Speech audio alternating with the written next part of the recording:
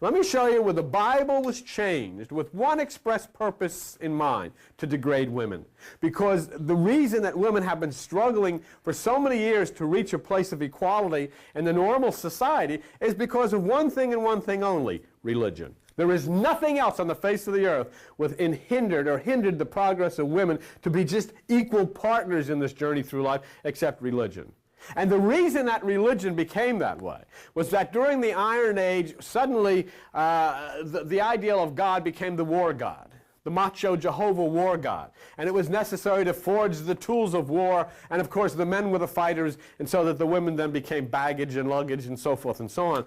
And so the degrading of women became an extremely important part of church. And it's not only Christianity, it's in all of the realms of religion. And the Eastern religions are a lot worse in many instances. In Luke chapter 2 and verse 23, let's read it.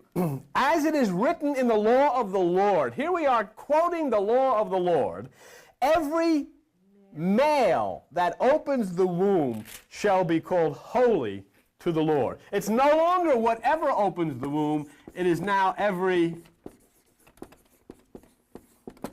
male. So that's changed right before your eyes. Here is where you see in the New Testament somebody deliberately changed the word of the Old Testament with a social purpose in mind, and that was to degrade women. And it's in the Bible. And I'll tell you something. No matter what church you've been to, no matter what evangelist you've listened to, this is the first time you've ever heard that. Nobody else has told you that, but you saw it with your own eyes in the Bible. Okay. So there's a purpose, there's a madness at foot.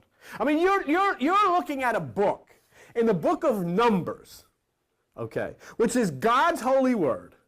God is supposed to instruct his chosen people that periodically you will bring the women to the gate of the city and give them a gynecological examination.